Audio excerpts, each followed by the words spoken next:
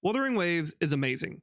Easily the best open world gacha game on the market. Seriously, do yourself a favor if you haven't played the game yet and go play it. If you love gacha games, if you love open world games, it is amazing. You won't regret it. But this is not what this video is about. This video is about my favorite parts of the 1.0 content. But before we dive in, please, if you enjoyed this video, make sure to hit that like button or leave a comment down below and let me know what your favorite parts of 1.0 is. Now, I know I'm a little bit behind the times here, but I'd still love to hear your opinions. And if you want to catch me outside of YouTube, you can always follow me at twitch.tv/d-cellgaming or hit me up on Discord.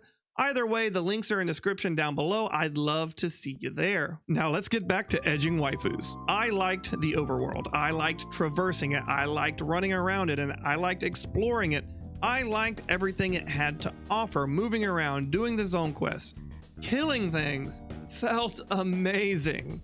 But one of my favorite parts of the exploration was the Black Shores. The whole Black Shores area was pretty great, but in specifically was the combat trials. Now, the combat trials on the Black Shores were really something different because this is the first time the game showed us something like this. I like them because they're tough but doable.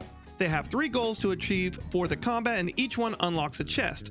I really enjoyed this approach, as sometimes you had to really work for it, but it still felt like you could achieve the objective, as you didn't have to do them all at once. You could focus on one objective per fight and get it done and unlock your chest.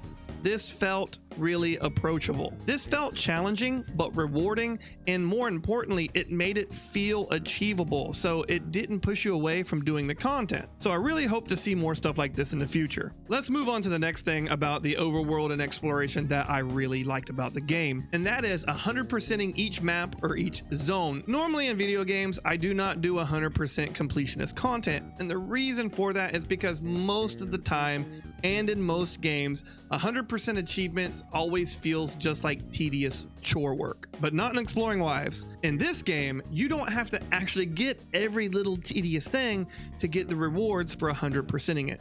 This not only made me feel like actually doing the work, it felt rewarding in doing it, and it really made me want to go in each zone and explore each zone. The rewards you get for it are pretty amazing, so they struck a really great balance here between work and reward, and like I already said, this really made me want to explore all of the zones and all of the maps. And easily my favorite thing about the exploration in 1.0 was the introduction of sonar caskets. The reason why I really liked sonar caskets is because it makes you less dependent on outside information in the game. Now, my philosophy with gaming is I should never have to leave the game to figure something out. So with having sonar caskets, it made me feel less dependent on something like an interactive map. A lot of these open world types games, you have to use an interactive map to really zone and get everything out. And they do have interactive maps here. There's a lot of resources for that, and they are very helpful. But it made me feel less dependent on it, and it kept me inside of the game more. This is especially effective when you're down to like a few zones and you really can't find the last few caskets.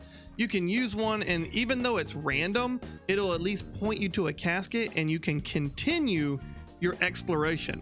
I love this. Like, my exploration wasn't stopped in the middle. I could actually just use it while in game and keep going. I didn't have to close the window and go to a different window and look at an interactive map for 4 or 5 minutes. And I could literally just use an item in game and keep going and having fun. Now let's move on to a different area about simping wives that I really enjoyed, and that's the companion stories. Now, admittedly, I didn't like all of the companions, and maybe I'll make a separate video about the things in 1.0 I didn't like. But for this video, we're gonna not go over them, and we're gonna talk about the things I did enjoy. Yinlin. Greed has its price. You should have been prepared. I was, in fact, not prepared. Yinlin's story was fun. It had its ups and downs, and it tries its best to keep you guessing whether or not she's okay. Like, are you good or not? Like, what are you doing? Yinlin was a great story. The development of that companion story was really good. I enjoyed it. Gion's story was fun as well. It starts off less serious, but it gets more serious as the story goes on, and that's kind of fits, especially with the type of character that Gion is. Gion is awesome, and the ending was great. His quote about Nell Square being the beginning and the end of a soldier's career was just extremely poignant. I really liked that. These monsters will never fathom the weight of their sacrifices. Chang-Li is easily my favorite part of 1.0. Her story was great, but I'm gonna keep it $1.50. It didn't really matter. Any scene with Chang-Li in it was immediately my favorite scene. It really didn't matter what she was doing. As long as she was there, it was my favorite. Really, my favorite, absolute favorite part of 1.0 was getting to pool and getting both her and her weapon and actually being able to play the character, as she is hands down my favorite character in 1.0. So here are the last few things I want to say about Gambling Waves, and starting off with the main character. So first off, finding out that the main character wasn't trash was just mind-blowing to me. So I started off with Sephiroth, which I suspect many people like me did, but eventually you do need to build another DPS for the other content, and I just didn't have anyone else. So I eventually broke down and started building Havoc Rover because, well, at least he seemed cool. And holy crap, was I surprised. He dishes out an absolute ton of damage. This really made me feel different about the game. It makes your character feel important, which in my opinion, this is something you need to be able to craft an immersive story within a game. Your main character, your MC, cannot feel like a side character in an anime, and really, if they do, you really can't expect players to like immerse themselves in the story, because like, what's the point if your MC is supposed to be, you know, this badass character and they just are a wimp in game? It just, you know, the expectations don't match. And in this game, I have to say, it matched. Rover's great. Spectro or Havoc so far has been a blast. Now, the story in Wuthering Rover is overall pretty good. Now, I wouldn't compare it to the likes of something like Cowboy Bebop, Akame ga Kill, Vinland Saga, or FMA Brotherhood.